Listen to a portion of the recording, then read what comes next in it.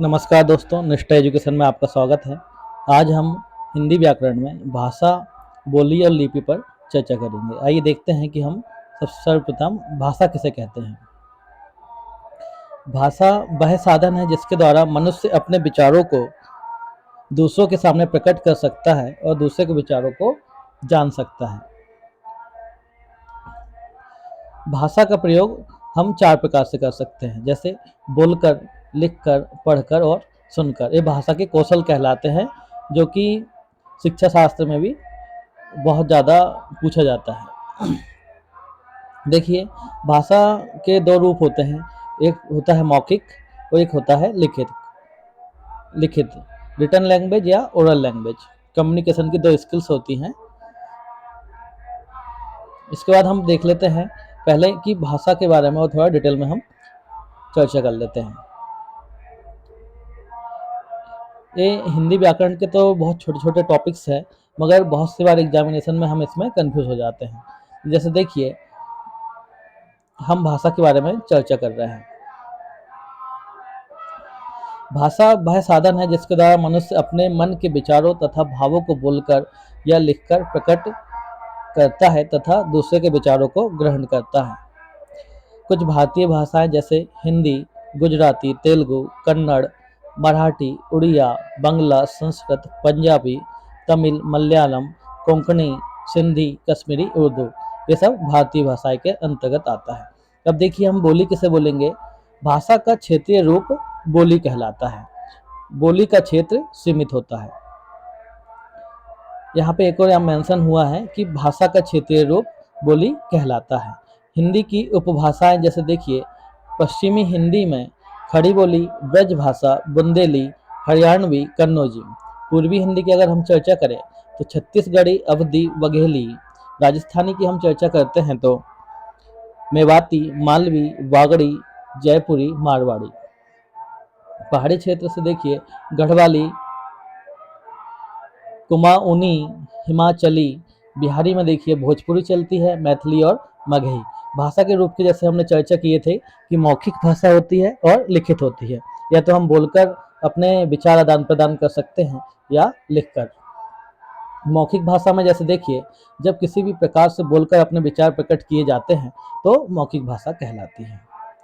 लिखित भाषा में पत्र, लेख, पुस्तक, समाचार पत्र तथा इंटरनेट पर भाषा का लिखित रूप पाते हैं, जिस माध्यम से लिखकर या पढ़कर दूसरों के विचारों को साझा या समझा तथा अपने विचारों को समझाया जाता है, उसे लिखित भाषा कहते हैं। अब हम लिपि पर चर्चा करते हैं कि लिपि क्या होती है। लिपि पे बहुत से बार हमारे जो एग्जामिनेशंस होते हैं उसमें क्वेश्चन पूछे जाते हैं, और हमको है तो ये बहुत छोटे से टॉपिक, मगर हमको अच्छी खासी इसमें दिक्कत होती है बहुत सी बार। तो क्यों ना हम एक बार इसका थोड़ा सा अच्छे से इस पर चर्चा करते हैं। देखिए, भाषा को लिखने की विधि लिपि कहलाती है। जिस प्रकार प्रत्येक भाषा की ध्वनियाँ तथा वर्ण अलग होते हैं, उसी प्रकार लिपि भी अलग होती है। उसी प्रकार हिंदी, संस्कृत, मराठी देवनागरी लिपि में लिखी जाती है। उर्दू फारसी लिपि में लिखी जाती है। अंग्रेजी रोमन लिपि में लिखी जाती है। बंगला, पंजाबी, तमिल आदि कई भारतीय भाषाएं भी अलग अलग लिपि में लिखी जाती है। एक प्रश्न हमें बार बार आता है कि बताइए हिंदी कौन सी लिपि में लिखी गई है, तो वो आ जाएगा हमारा देवनागरी लिपि। देवनागरी लिपि का विकास ब्राह्मी लिपि से हुआ है। देवनागरी लिपि की यह विशेषता है कि इसका उच्चारण जिस प्रकार से होता है, लेखन भी उसी प्रकार से होता है। इसी विशेषता के कारण संसार की कोई भी भाषा देवनागरी लिपि में आसानी से लिख सकते हैं। जैसे देखिए, देवनागरी लिपि में कौन कौन सी भाषाएं लिखी हुई है। हिंदी तो हमारी है ही ऑलरेडी, इसमें संस्कृत, मराठी और नेपाली भी देवनागरी लिपि से लिखी हुई है। रोमन लिपि की अगर हम बात करें तो अंग्रेजी, जर्मन और फ्रेंच। उसके बाद देखिए दोस्तों, किसी भी भाषा को उचित प्रकार से बोलने, लिखने, पढ़ने और समझने के उस भाषा की रचना के नियमों को जानना अत्यंत आवश्यक होता है। अब हम इसमें भाषा के ऊपर से ही और चर्चा करते हैं थोड़ा सा कि ये कब राजभाषा। देखिए, 14 सितंबर 1949 को हिंदी भाषा को भारतीय संविधान में राजभाषा के रूप में स्वीकार किया गया, इसलिए प्रतिवर्ष यह दिन हिंदी दिवस के रूप में मनाया जाता है। ये प्रश्न बहुत इम्पोर्टेंट है कि 14 सितंबर 1949 को हिंदी भाषा को भारतीय संविधान में राजभाषा के रूप में स्वीकार किया गया था। जैसे कि हमने भी बहुत सी भाषाएं के बारे में चर्चा किए थे, तो भारतीय संविधान द्वारा मान्यता प्राप्त 22 भाषाएं हैं। बोली के बारे में अगर हम चर्चा करें तो सीमित क्षेत्र में बोली जाने वाली भाषा को बोली कहते हैं। स्थानीय लोगों द्वारा बातचीत के लिए जिस माध्यम का प्रयोग किया जाता है वह बोली होती है। इसका कोई लिखित रूप नहीं होता। हरियाणवी, राजस्थानी, महगी, मैथिली, बुंदेलखंडी आदि कई ऐसी बोलियां हैं जिनका प्रयोग भारत के अलग अलग प्रदेशों में होता है। लिपि के बारे में अगर हम देखें तो थोड़ा इसमें विस्तृत चर्चा करते हैं। लिपि को हम इंग्लिश में स्क्रिप्ट बोल सकते हैं।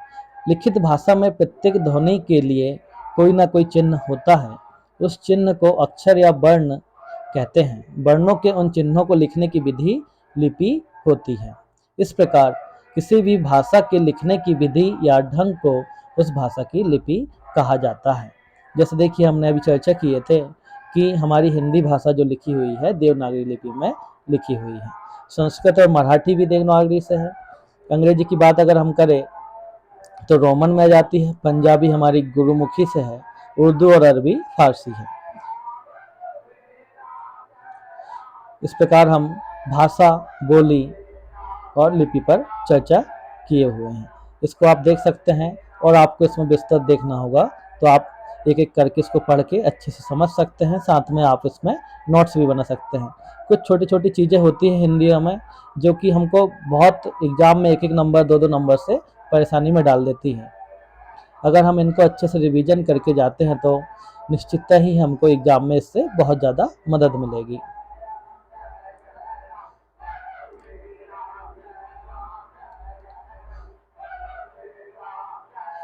धन्यवाद दोस्तों।